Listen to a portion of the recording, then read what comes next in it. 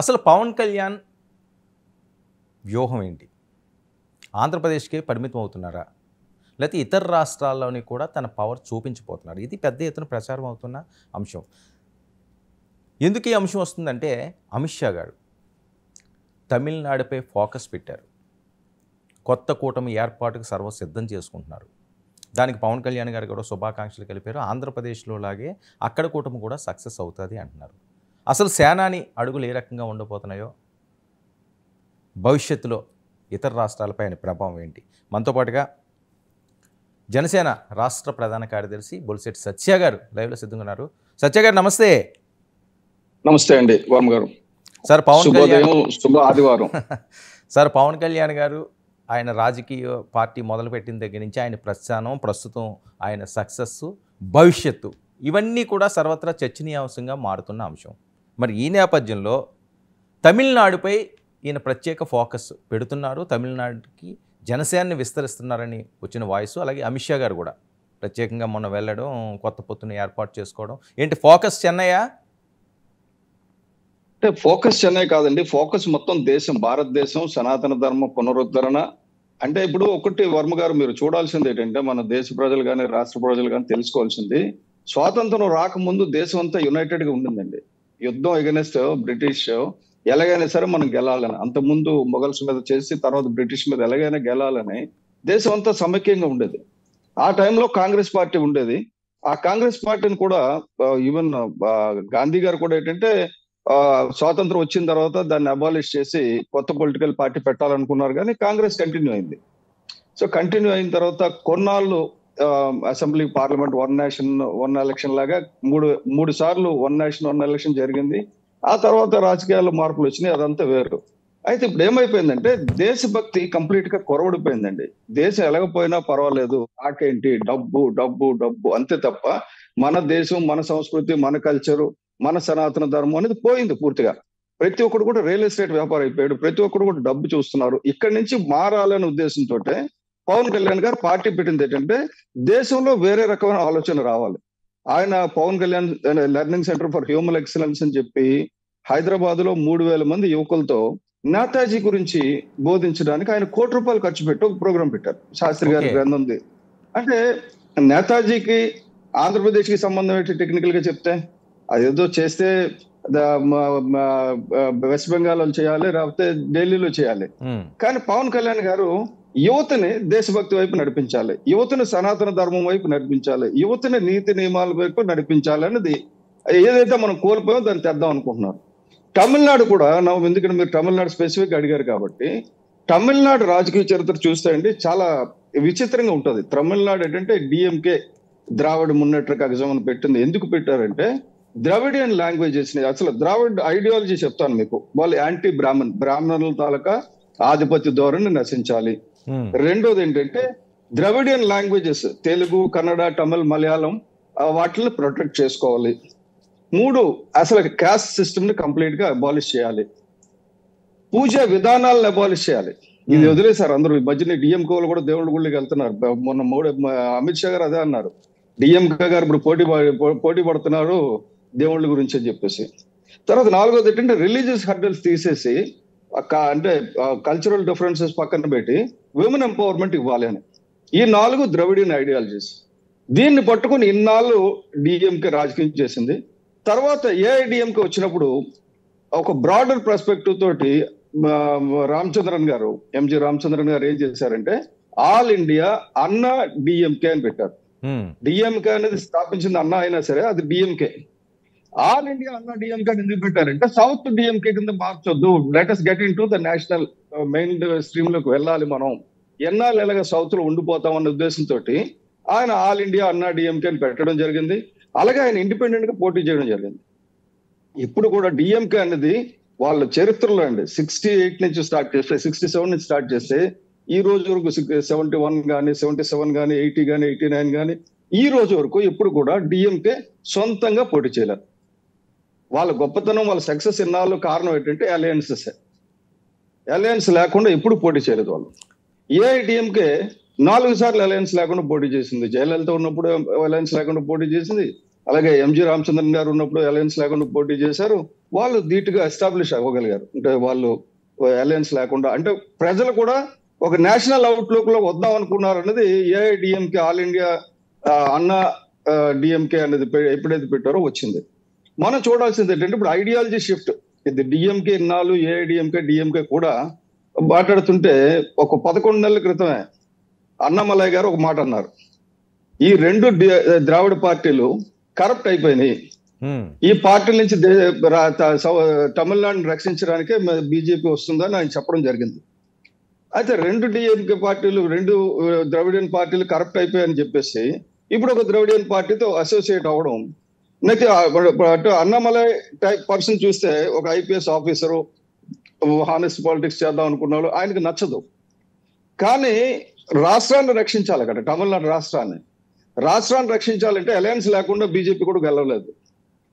అంటే రాష్ట్రాన్ని రక్షించడం ఏంటండి? రాష్ట్రాన్ని రక్షించడం ఏంటి? ఏమన్నా ఇబ్బందుల్లో ఉన్నదా, అంధకారంలో ఉన్నదా తమిళనాడు?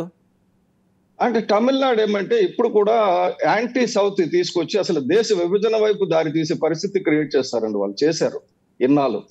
ఇప్పుడు ఏంటంటే దేశాన్ని యునైట్ చేయడానికి, అదే ఇందాక చెప్తూ ఎక్కడోకి వచ్చిందంటే దేశాన్ని భాష, మేము మాకు హిందీ వద్దు, హిందీకి వ్యతిరేకం, మేము హిందీకి వ్యతిరేకం అని చెప్పిన స్టాలిన్ ఆ డిఎంకే స్కూల్ గవర్నమెంట్ లో హిందీ లేదు చెప్పరు, కానీ ప్రైవేట్ స్కూల్స్ లో డిఎంకే ఓన్డ్ ప్రైవేట్ స్కూల్స్ లో హిందీ చెప్తున్నారు. అంటే వాళ్ళ స్టాండ్ చెప్తున్నా బేసిక్ గా యాంటీ హిందీ అన్నారు. డిఎంకే లో ఉన్న వాళ్ళు ఎవరైనా సరే హిందీ రాని వాళ్ళు ఉన్నారంటే అందరూ హిందీ స్కాలర్సే, కానీ వాళ్ళు యాంటీ హిందీ. ఎందుకంటే ప్రజలకు హిందీ తెలియకూడదు, ప్రజలు మన అండర్లో ఉండాలి, మన అండర్లో దాటిపోతారేమో, బ్రాడర్ అవుట్లోకి వెళ్ళిపోతారేమో అన్నది. అయితే ఇప్పుడు బేసిక్ గా డిఎంకే ఐడియాలజీ షిఫ్ట్ ఎందుకు వచ్చింది చెప్తాను. ద్రవిడియన్ ఐడియాలజీ ఏదైతే 4 చెప్పానో, ఇప్పుడు ఎన్డీఏ కూటమి బ్రాహ్మణ్ డామినేషన్ ఉందా లేదా, మోస్ట్ బ్యాక్వర్డ్ కాస్ట్ అయినా మోడీ గారి ఆధిపత్యం ఉంది. ఇట్స్ బ్రాండ్ మోడీ నడుస్తుంది. సో బ్రాండ్ మోడీయా? సౌత్ లో బ్రాండ్ పవన్ కళ్యాణ్ అని కదా వస్తున్న స్లోగన్. చెప్తా సార్, బ్రాండ్ పవన్ కళ్యాణ్ అండి. పవన్ కళ్యాణ్ గారు is an ambassador of Modi right now.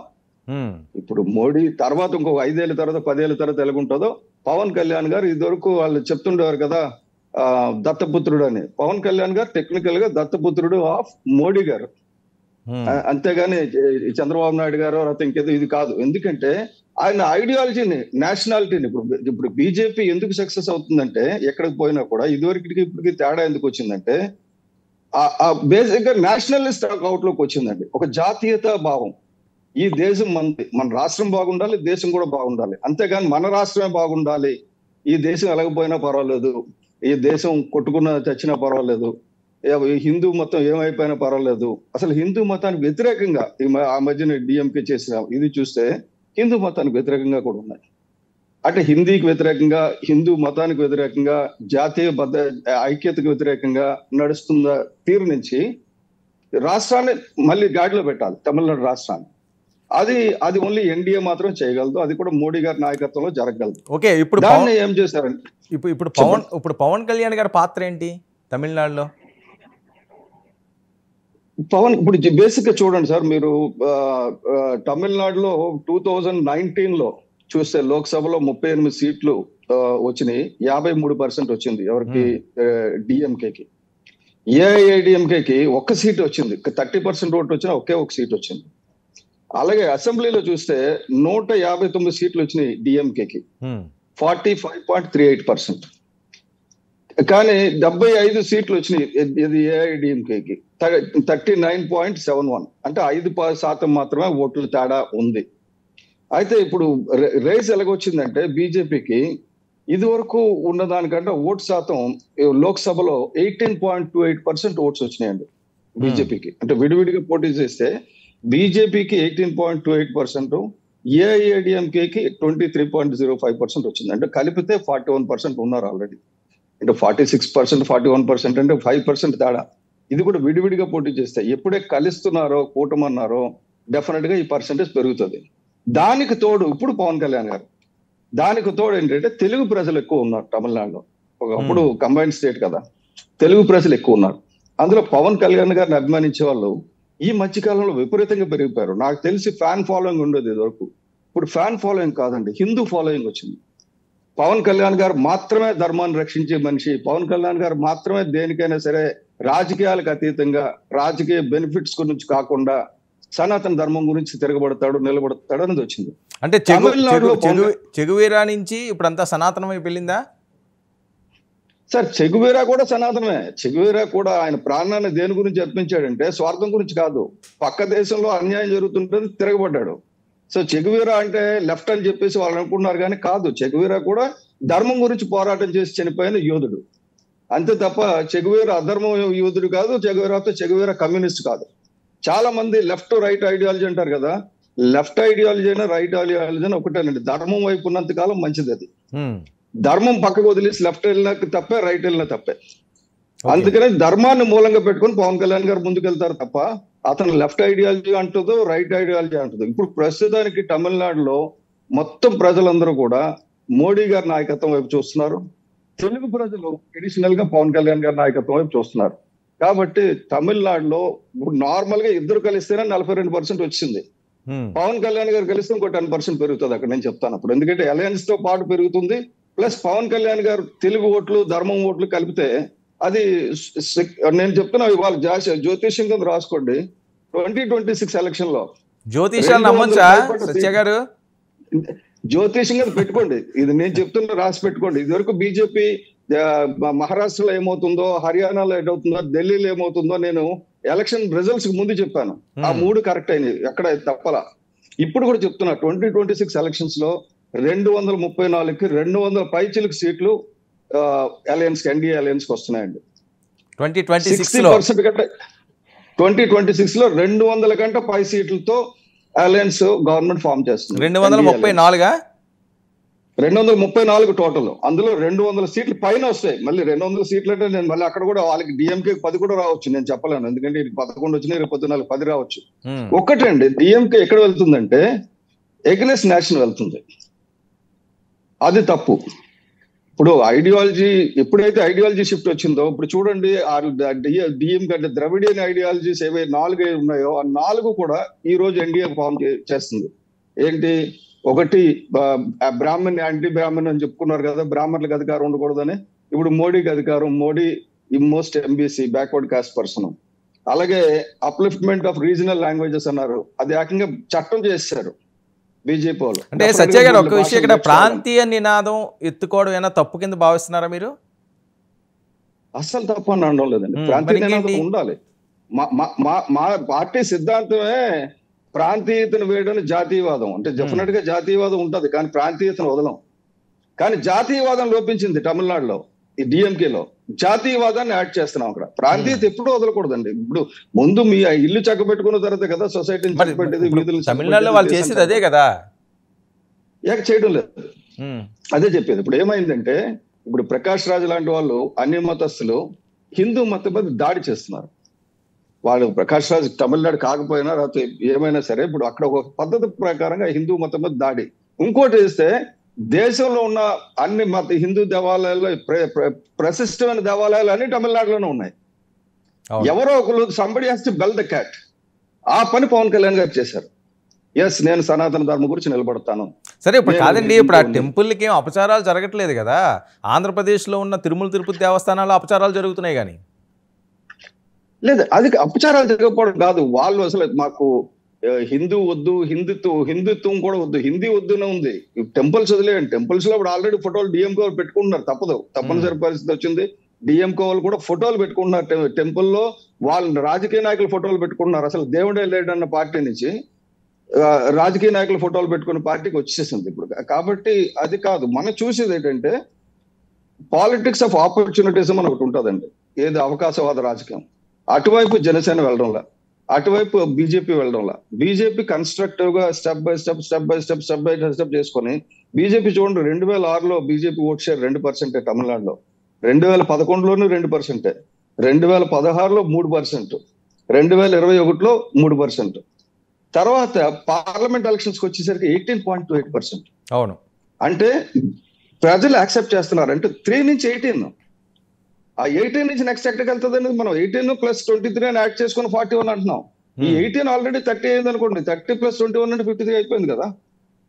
అందు గురించి వాళ్ళు ఇప్పుడు డెఫినెట్ గా డిఎంకేకి అయితే ఒకటి తెలుసండి, their days are numbered. Like ఇక్కడ జగన్మోహన్ రెడ్డి గారి లాగే అక్కడ కూడా ప్రచారం చేసుకుంటారు. కానీ ఒకటి, కూటమి అక్కడ రాజకీయం అంటే ప్రస్థానం చేస్తుంది. నెక్స్ట్ ఒక మంచి రాజకీయం అంటే సౌత్ లో strong south connected with centre ఇంకా బాగుంటుంది. యుద్ధం చేసి మా వాటా తీసుకొని మేము వేరు అనకుండా అందరం కలిసి ఉమ్మడిగా అంటే అది వర్కౌట్ అయ్యేదే అని ఎప్పటి నుంచో వాళ్ళ కలంతా సౌత్ మీదేలండి. అది ఎప్పటికీ నెరవేరాలి? నెరవేరింది ఇప్పుడు ఆల్రెడీ. ఎందుకంటే లోక్సభ ఎలక్షన్స్ కి 18% వచ్చిన వాళ్ళకి 3% నుంచి 18% వచ్చిందంటే చిన్న కథ కాదు కదండి. దానికి అంటే సత్య గారు ఒక విషయం, 2014లో కూడా బీజేపీ ఉంది పొత్తులో భాగంగా, వాళ్ళు కొన్ని సీట్లు గెలుచుకున్నారు. అప్పటి నుంచి వాళ్ళు ట్రై చేస్తున్నారు. ఇది 2024, 10 సంవత్సరాలు అయ్యింది. అవును, ఇప్పుడు అంటే బేసిక్ గా ఇప్పుడు వాతావరణం అనుకూలంగా ఉంది బీజేపీకి, వాతావరణం ప్రతికూలంగా ఉంది డిఎంకేకి, వాతావరణం అనుకూలంగా ఉంది ఏఐడిఎంకేకి. ఈ రెండింటికి తోడు పవన్ అనే గాలి యాడ్ అయింది, ఫ్యూల్ టు ది ఫైర్ లాగా ఒక మంచి తోడు వచ్చింది. అప్పుడు కరెక్టే సార్. ఇప్పుడు తోడు అంటే ఏంటి? ఈయన వెళ్ళి క్యాంపెయిన్ చేస్తారా, లేకపోతే మీ గ్లాస్ అక్కడ పొదనెక్కపోతుందా? అది పార్టీ డిసైడ్ అండి. మీ ఆలోచన ఏంటి? ఆ రకంగా కూడా వెళ్తే ఆదరణ లభిస్తుందనా? ఒక జాతీయ పార్టీగా విస్తరించడానికి ఇది ఒక మంచి ప్లాట్ఫామ్ అనుకోవచ్చా, ఆపర్చునిటీ అనుకోవచ్చా? అది 26 కాదో నేను చెప్పలేను, కానీ సౌత్ ఇండియాతో పాటు నార్త్ ఇండియాలో కూడా కొన్ని ప్రాంతాలు, తెలుగు వారు ఎక్కువగా ఉన్న ప్రాంతాల్లో జనసేన పార్టీ విస్తరించాలన్నది మా పార్టీ ఉద్దేశం బిగినింగ్ నుంచి. అది 26లో అవుతుందా లేదా నేను చెప్పలేను. ఎందుకంటే 2014లో కేవలం మద్దతు ఇచ్చారు పవన్ కళ్యాణ్ గారు.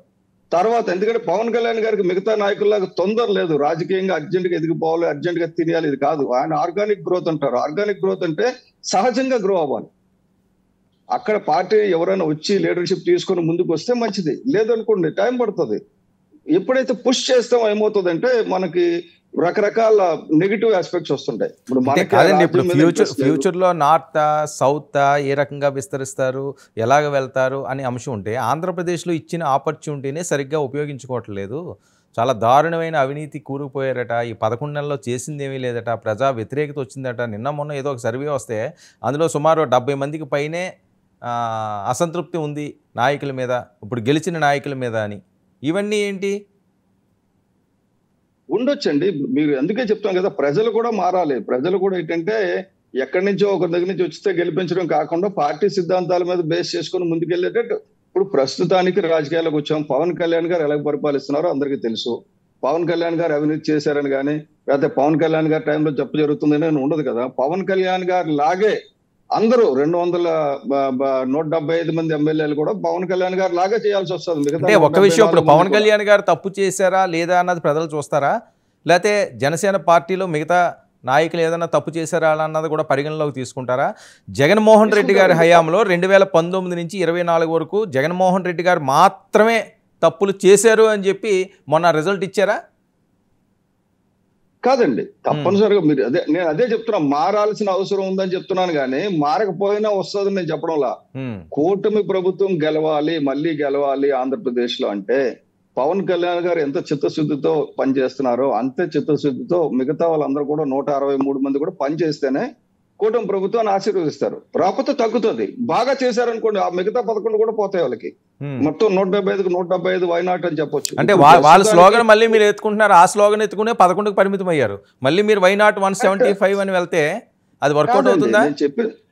నేను చెప్పింది పవన్ కళ్యాణ్ అప్పుడు జగన్మోహన్ రెడ్డి వైనాట్ 175 అన్నప్పుడు పరిస్థితి ఆయన తెలుసు, మీడియాని మేనేజ్ చేసుకొని చేయడం కాదు. నేను చెప్తున్నది ఏంటంటే తప్పు చేస్తే తగ్గుతుంది, తప్పు చేయకపోతే పెరుగుతుంది. This is what I'm saying. ఇప్పుడు ప్రజలు మంచిగా ఇప్పుడు 11 నెలలు అలాగా చేశారు, ఒక రిపోర్ట్ వచ్చింది. ఇంకో 11 నెలల తర్వాత ఇంకో రిపోర్ట్ వస్తుంది, ఇంకో సంవత్సరం తర్వాత ఇంకో రిపోర్ట్ వస్తుంది. ఓవరాల్ గా ఏంటంటే ఒక 2-3 సంవత్సరాల్లో నేనైతే చెప్పగలను అన్ని పంచాయతీలు సమృద్ధిగా అభివృద్ధి చెంది ఈ రాష్ట్రం అభివృద్ధి చెందుతుంది. రాష్ట్రం ఎవరి వల్ల అభివృద్ధి చెందిందంటే పవన్ కళ్యాణ్ గారు పంచాయతీరాజ్ శాఖ మంత్రిగా నిధులు దుర్వినియోగం చేయకుండా, నిధులు మురిగిపోయిన నిధులు కూడా కేంద్రం నుంచి వెనక్కి తీసుకొచ్చి పంచాయతీలను బలిష్టం చేశారు అని వస్తుంది. అప్పుడు నెక్స్ట్ మిగతా వాళ్ళు తప్పు చేశారు అనుకోండి, then we will discuss at that time. ఇప్పుడు ఈ రోజు మాట్లాడాల్సింది కాదు సార్.